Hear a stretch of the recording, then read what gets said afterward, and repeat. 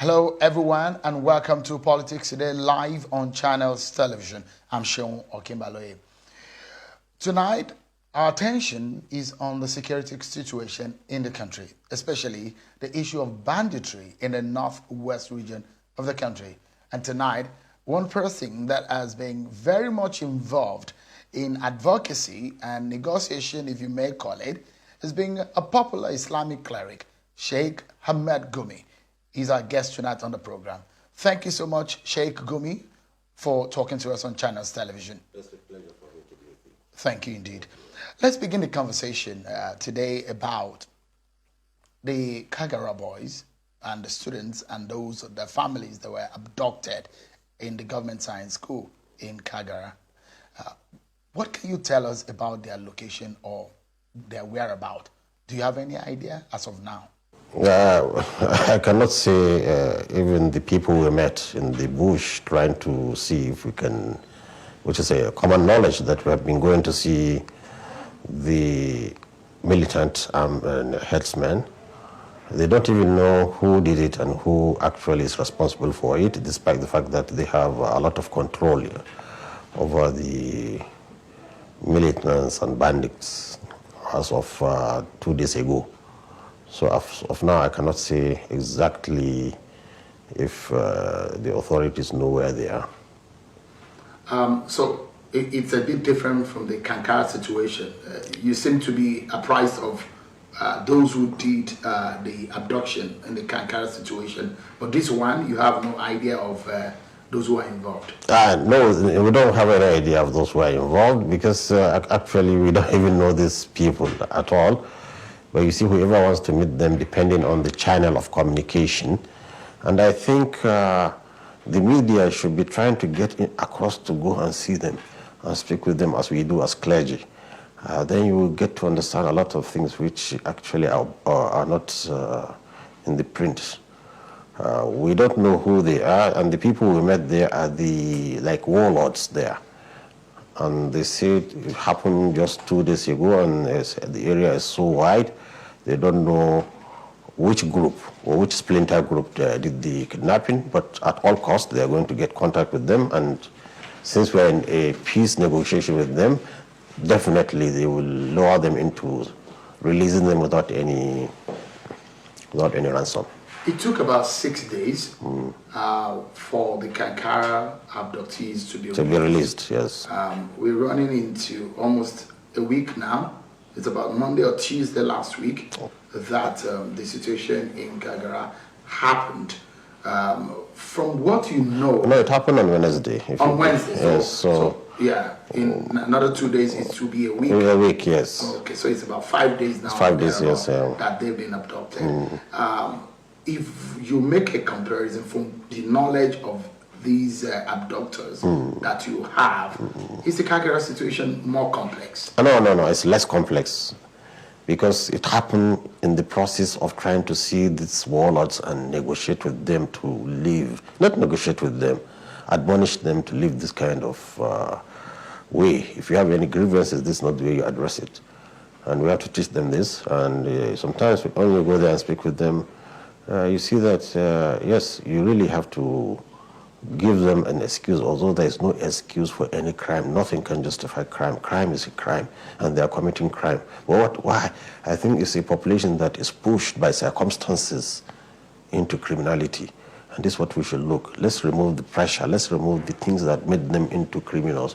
Because we have lived thousands of years without any problem with the nomadic herdsmen.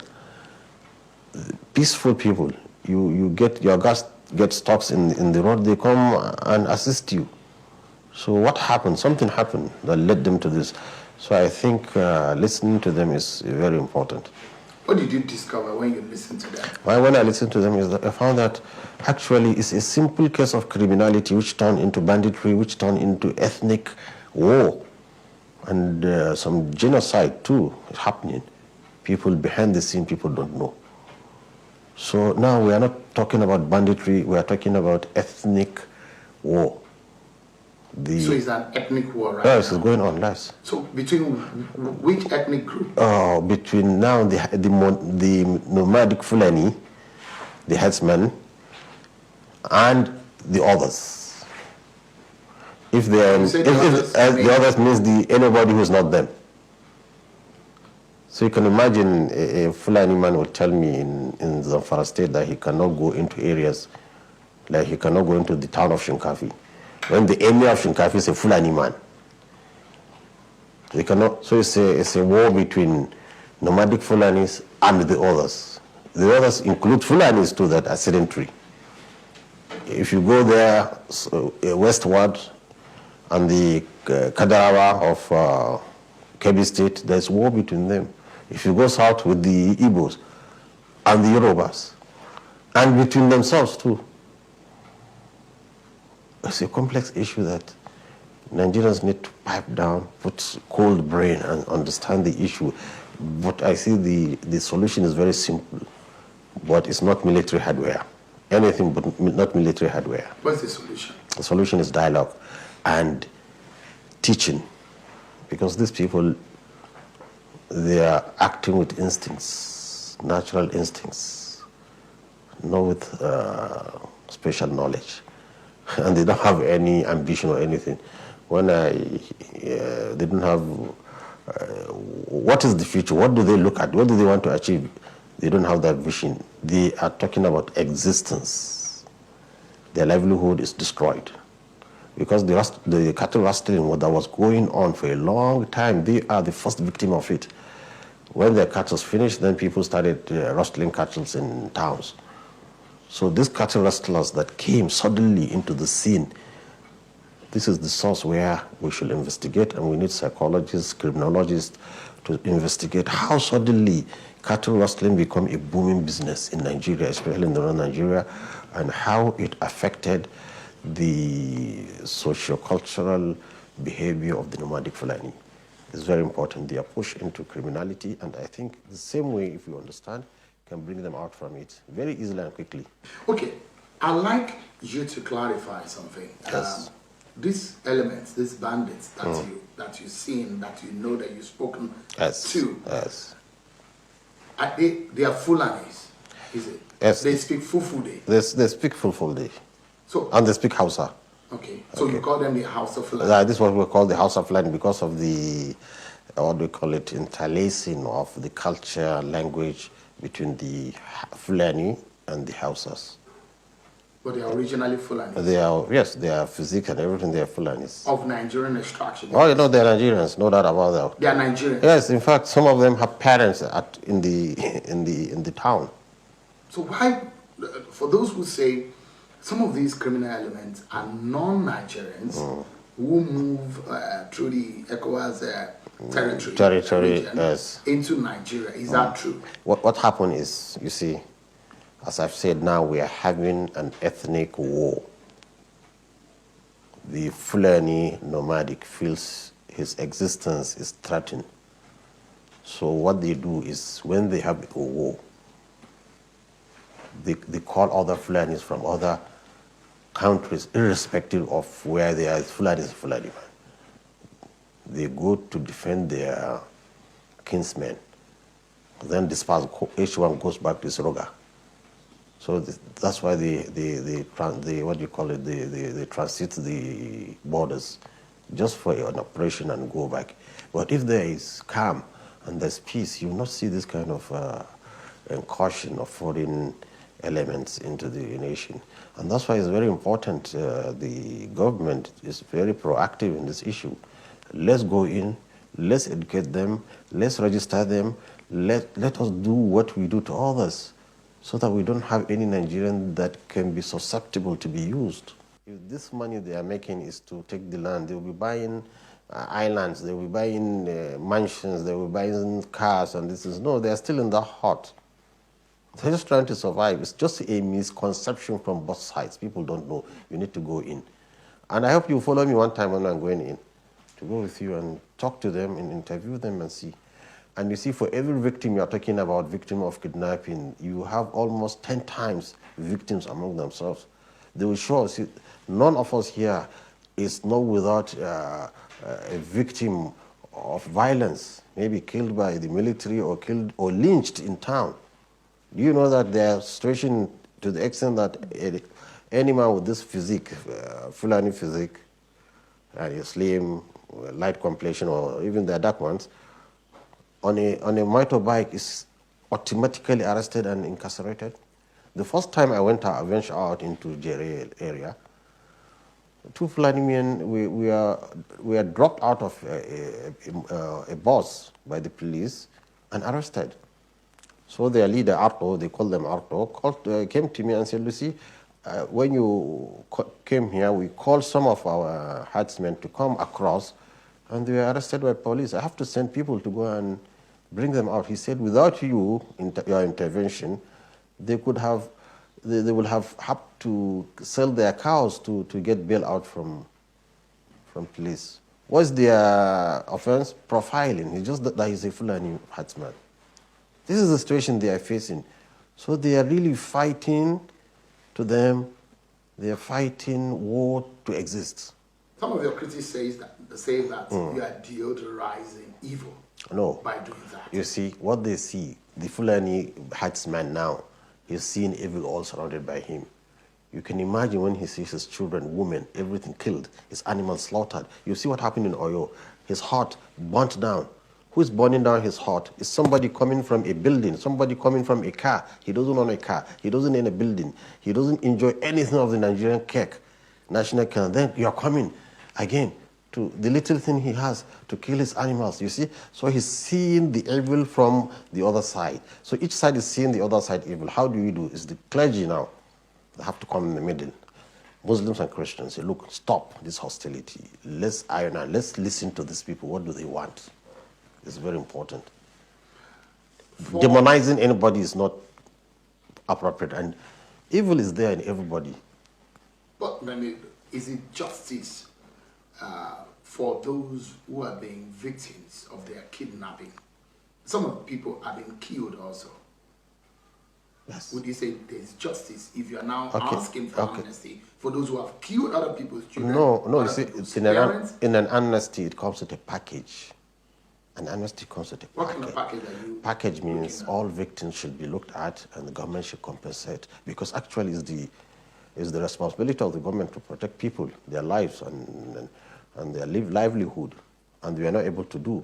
So since it's a negligence from government, then government should come on both sides. I'm not talking about both sides, they are victims. And I'm telling you, for everyone kidnapped, there are 10 casualties on the other side. Are you getting any kind of support in terms of funding?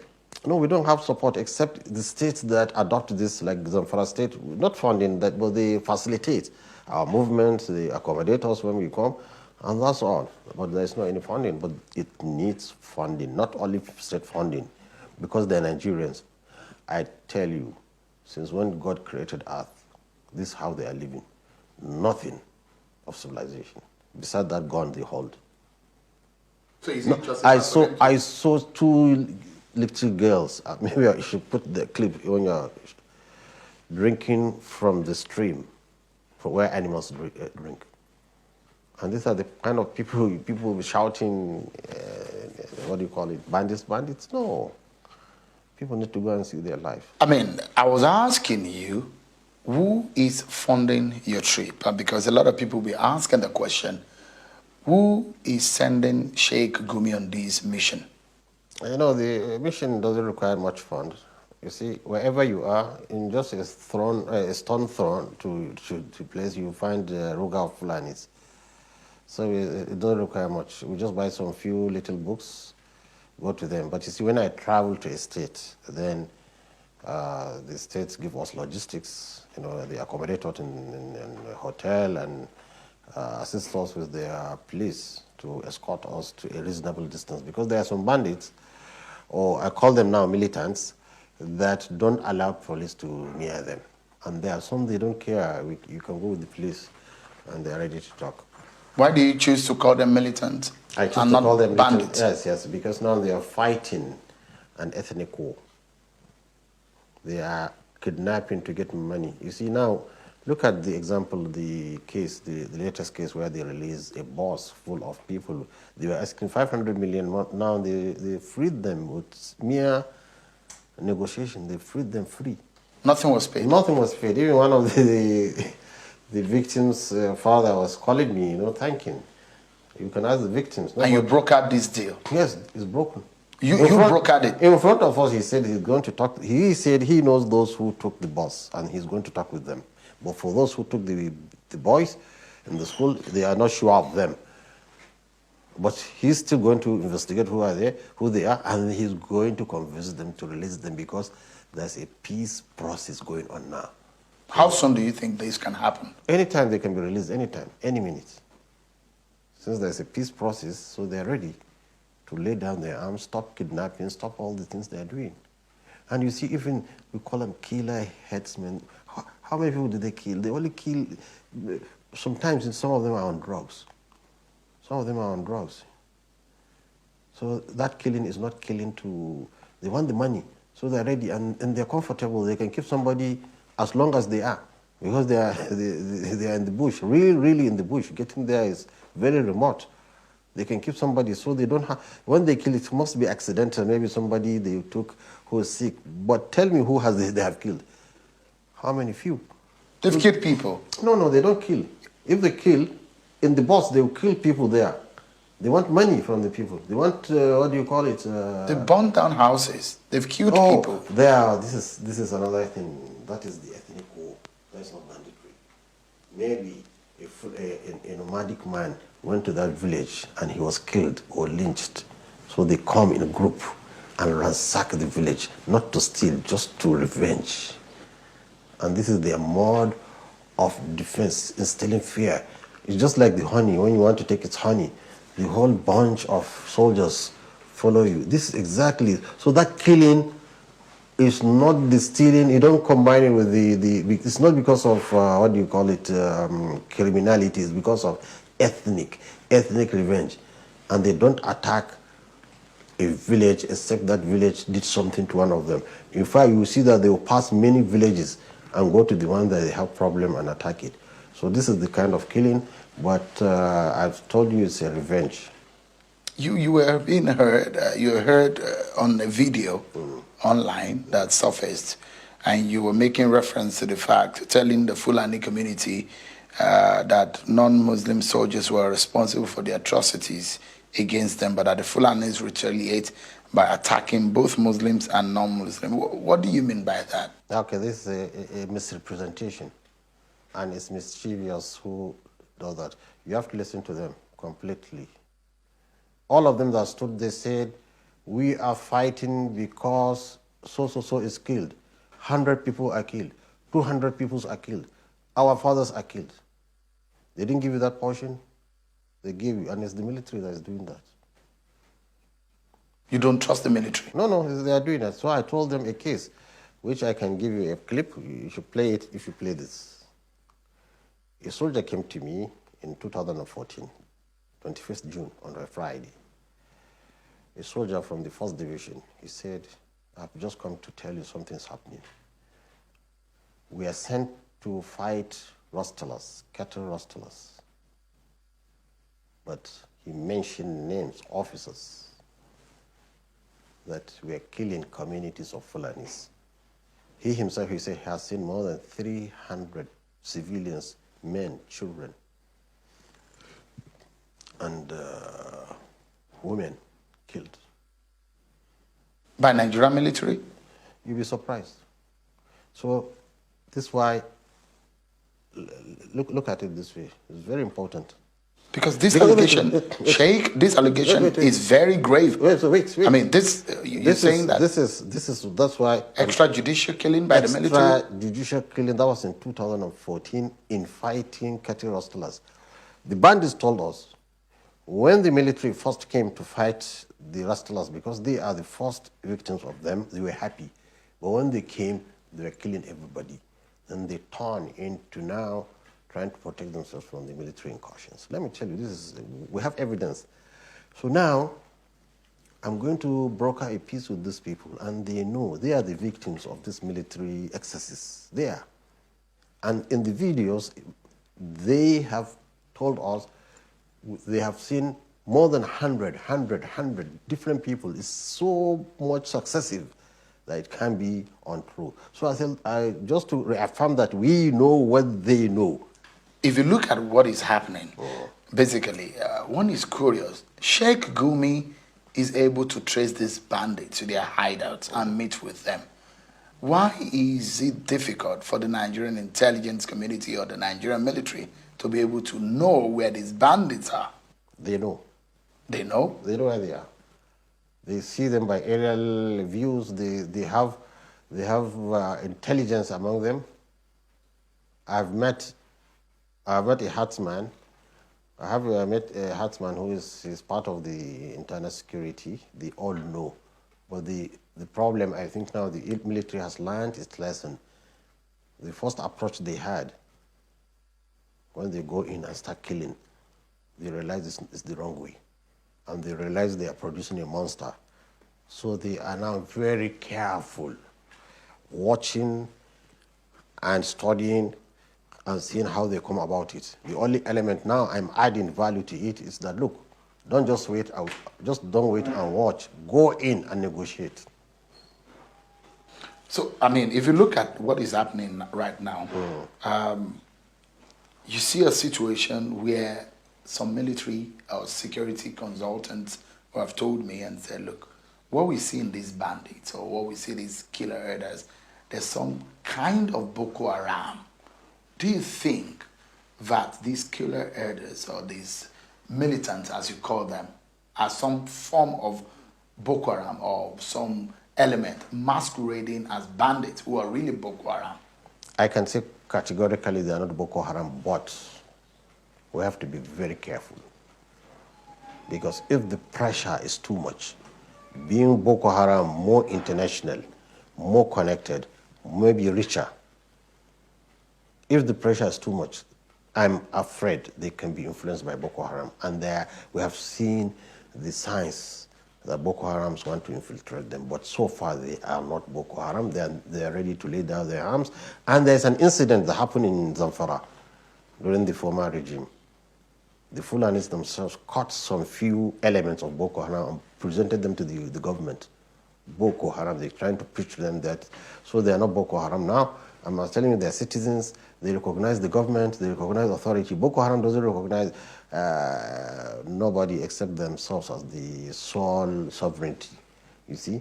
So we are happy now that Boko Haram is not in and that we should step in quickly and give them the pro-Islam, which is Islam of peace, Islam of no compulsion in religion, Islam of compassion, Islam of mercy. We have to show them that. And this is exactly what I'm trying to achieve. So, but I mean, that's those who criticize your style are saying that because you're not an authority and you're not able to prevail on government to make this happen, and that's why they think that your style and your plan is not viable. In this case, in Zamfara, in Katsina has fallen flat on his face. What capacity do you have to make government comply? Yes, because now we have got Zamfara government on board. We have Sokoto government ready. We have Niger State 100% ready. So we are convincing both sides and we are getting results. The only remains the federal government. What about Kaduna State? No, in fact, Kaduna State, Rafai is a very intelligent person. If he sees the picture as it is, I'm telling you, he will change and accept it. So I don't lose hope with Kaduna State too. And Katsina too, we are planning to go to Katsina. Katsina have seen that too. They have seen relative peace when they had with the governor, where it returned. Well, do we ask why it returned? It's because there are conditions which are not met. Sheikh Ahmed Gumi, thank you indeed for your time to talk to us on Channels Television. Thank you. Thank you very much. It's a pleasure for me. And anytime I'm ready to be with you. Thank you so much. Thank you very much.